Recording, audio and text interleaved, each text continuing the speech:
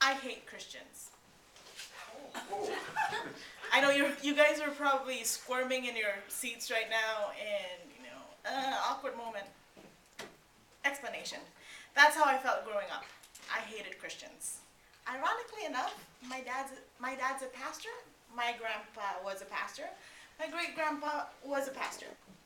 So I was born a Christian. I had no say in the matter. I was a Christian ever since I got into the world.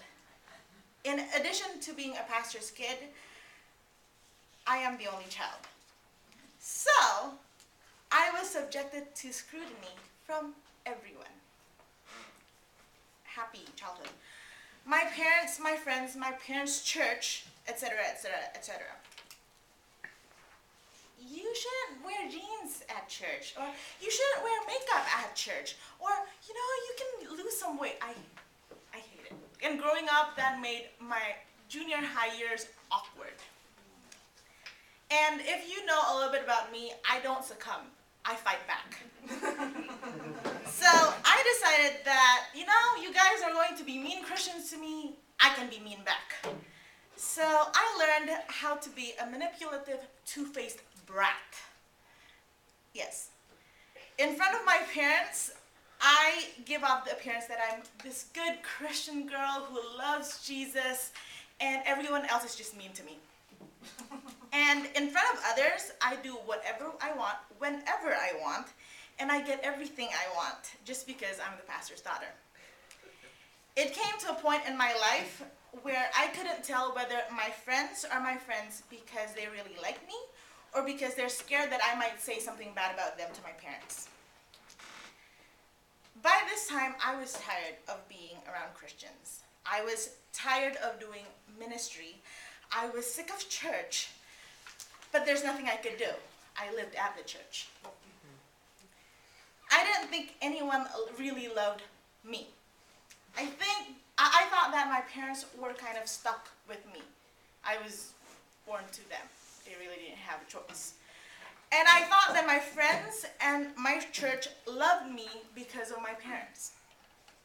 I felt that even God loved me because my parents were doing all kinds of good things for him, and so, I sort of got the effects of that. And so I started out on a journey. I didn't realize that I was, but now in hindsight, I understand that I was on a journey to try to find love. At school, I got involved in almost everything. Band, orchestra, volleyball, student government.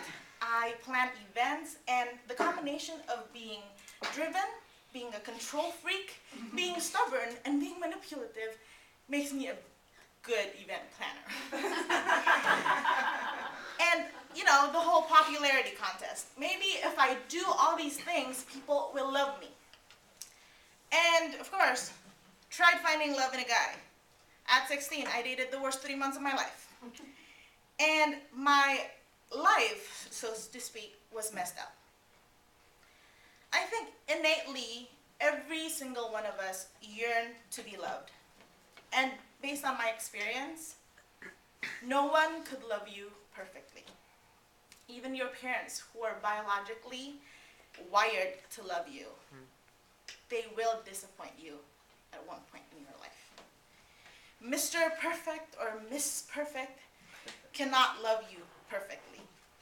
They can't love you the way you desire to be loved, the way you are created to be loved. And I'm here to tell you today, only God can love you that way. I like to read fantasy novels, fantasy fiction, and any one of you have heard Chronicles of Narnia? Have seen the movies, Lion, Witch, and the Wardrobe, and Prince Caspian. They're coming up with a new one. I already have it planned in my calendar. The author of those books is C.S. Lewis, and he actually wrote an essay. It's called The Weight of Glory, and I'm quoting here. But he argued that we desire to be loved by God, not merely pitied, but delighted in, as an artist delights in his work, or a father in a son. Anyone here wants to be pitied? Pity love?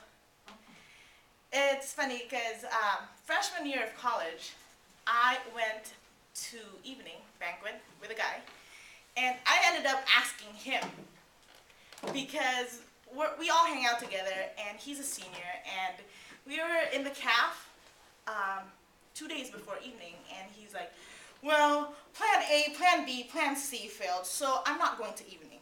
And I'm like, and you're a senior?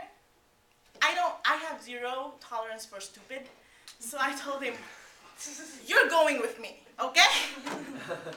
And like, we're really good friends. No, yes. Well, but he always, sometimes jokingly, he's like, yeah, you're friends with me just because you pity me. You went to evening with me because you pity me. And I realize that a lot of times that's how we are in our own lives. Like, we don't want pity love. It offends us when people love us because they pity us. You know, we only want to be loved. Is that too much to ask? Bless you. And you know that, it's funny, when I first got to the U.S., in LA, and I saw this homeless guy carrying a sign, John 3:16. I just laughed because I felt like some people just beat people in the head with a Bible or use it for their advantages. So, John 3:16. Anyone know the verse? Ooh, good. That was one of the verses that I had to memorize growing up. Being the pastor's kid, that's standard. John 3:16, for God so loved the world that he gave his one and only son, that whoever believes in him shall not perish but have eternal life. I memorized it in Indonesian, so. But I realized, like, that all these time, up to like 17 years of age, I don't realize the meaning of this verse. I recite it over and over again. Every time people preach about it, I know it. But it just didn't click. But I was reading the Bible, 17 years of age, and another verse from that book came to me. It's from John 15, verse 13. If you have a Bible in front of you, if your neighbor has a Bible, you can turn to John 15, verse 13. It says this, greater love has no one than this, that he lay down his life for his friends.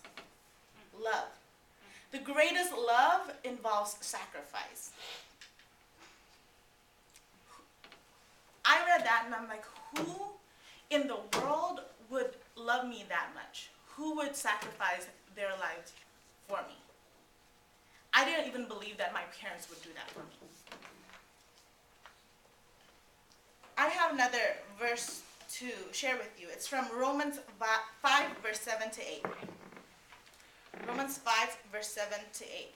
It says this, very rarely will anyone die for a righteous man. Though for a good man, someone might possibly dare to die. But God demonstrates his own love for us in this. While we were still sinners, Christ died for us. While we were still messed up, Christ died for us. While I was still messed up, Christ died for me. When I turned 17, one of my school friends gave me a birthday gift. The gift was to go to a youth camp with her. I lived in Indonesia, where it's permanently 80 or 90 degrees